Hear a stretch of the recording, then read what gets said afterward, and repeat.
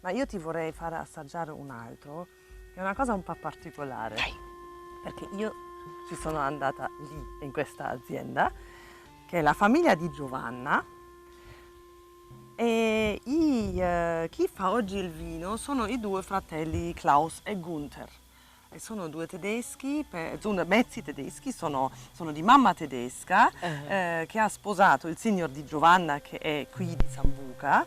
I loro vitigni sono molto particolari perché sono in alto, sono lì dietro su una montagna fino a 800 metri arrivano.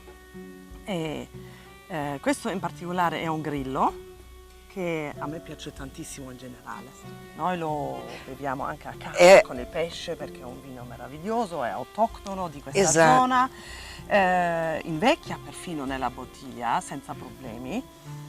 Va bene, te lo faccio assaggiare. Infatti il Grillo è anche un vino molto diffuso nella Sicilia orientale, no? Occidentale, sì, scusami, occidentale, zona, esatto. Sì, è un vitigno di, se non sbaglio, di Marsala, però viene coltivato moltissimo anche qui. E questo ha la particolarità appunto di avere i padri che sono un po' tedeschi come me.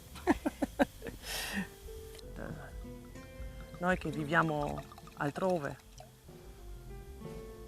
non possiamo che apprezzare questo luogo, è pieno di sole, le persone sono solari, si mangia benissimo, il mare è turchese, è bellissimo, pulito e poi c'è il vino buono.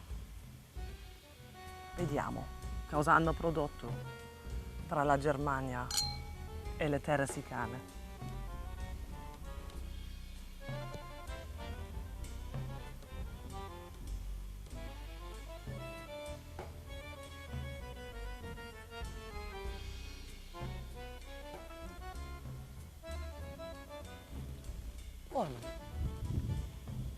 Sa delle loro terre, sono molto argillose. Sì.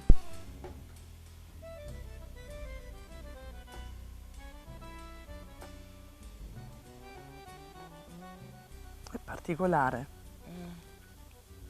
È un grillo, è un vino che è molto particolare. A me piace tantissimo, appunto. Noi lo usiamo, noi lo beviamo con il pesce moltissimo.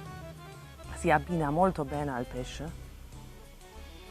Ma il grillo è anche un vino che poi, come quello che abbiamo avuto prima, il Cataratta, lo si può usare come aperitivo. Sì, sì.